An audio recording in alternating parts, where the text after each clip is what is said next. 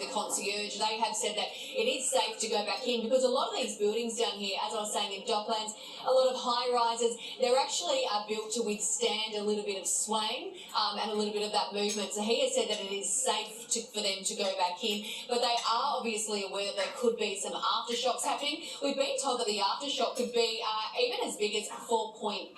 So it's a little bit of a worry considering just how much the people, especially on the higher floors, I think I was saying one guy I spoke to was on the 19th floor and he could really feel it. He said that everything inside his apartment was shaking and that he was terrified. So another aftershock up there would be very scary again. Tegan, I'm wondering who gave the all clear to go back inside. Was it just the building concierge or has there been some official announcement for the area?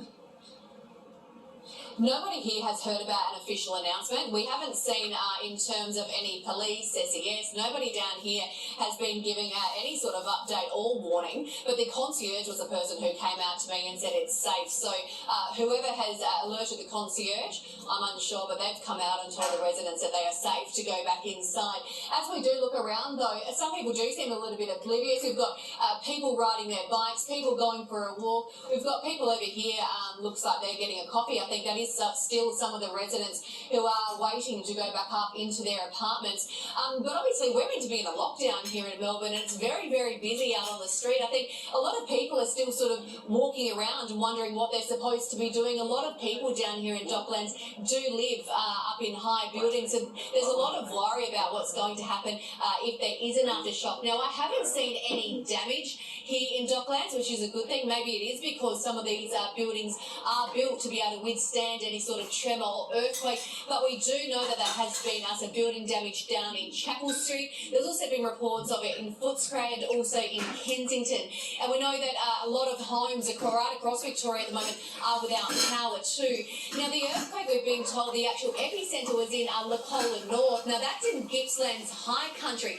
That's more than 200 kilometres away from here, but it has been felt right across the state. So it's incredible to think something like this has been able to be felt and has happened here in Melbourne. Well, right across that state into South Australia and now up into the northwestern suburbs of Sydney. All right, Tegan, thank you for that. Let's go now to the Senior Duty Seismologist at Geoscience Australia, Hugh Glanville. Hugh, good morning to you. You have been monitoring the situation very closely.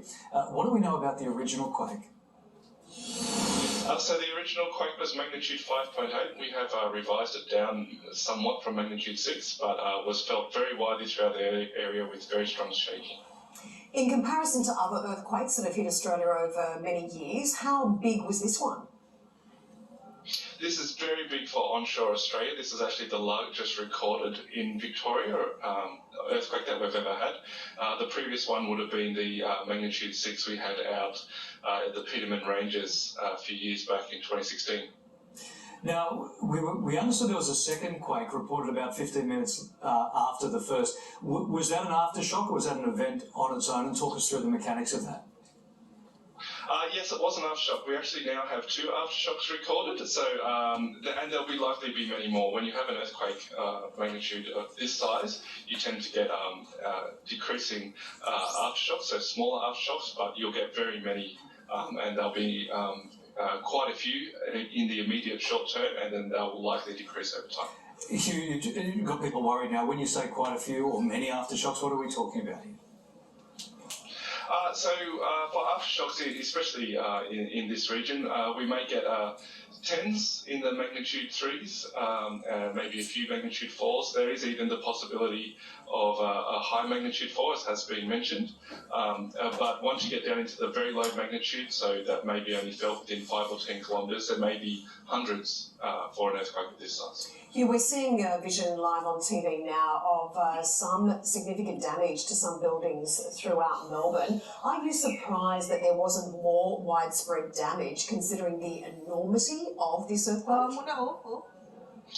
No, so the most severe shaking was actually quite remote, so not too many buildings around the epicentre itself, and that's where you would expect major amounts of damage from an earthquake of this size. At the distance Melbourne is from this earthquake, you're coming down right into the minor damage range. You see, this unfolded live on air while the cameras were rolling. They're all okay. Was this a hotspot for you? Was this a place that was on your radar as a potential hotspot? So the Alps, or the Victorian Alps and that region, so the Gippsland Basin as well, has had large earthquakes in the past. So in 2010 and 2012, we had the Korumburra and Maui earthquakes, and they were so Maui was magnitude 5.4, so about 0.4 less than this one. So they do occur with reasonable regularity for earthquakes in this area. So it is known as a higher hazard zone for earthquakes. It seems initially, Hugh, that the worst affected area has been Melbourne, but we understand initial reports also say that tremors were felt as far away as Adelaide and Sydney. Are you surprised by that? Is that usual? Yeah, that's usual for an earthquake of this size. So depending on the time of day and where buildings are and how they're located, you can get different amounts of shaking. So in areas where buildings are built on sand or softer sediments, it can actually amplify the shaking. And also when you're in high rises, the higher up in buildings you are, you get more of a sway from an earthquake. So when you have an earthquake of this size, as now we have more people living in high rises, they will feel that sway from the earthquake. But what you're suggesting in the areas far away from the epicentre, I'm talking Sydney, Adelaide, ACT, you wouldn't expect ongoingly they would feel anything from the aftershocks? No, that would be unlikely. So the larger magnitude aftershocks may be felt widely, hundreds to a few hundred kilometres, but the small aftershocks are generally only felt 20 to 50 kilometres away. All right, Hugh Glanville, thank you very much for helping us through this morning. We appreciate your time.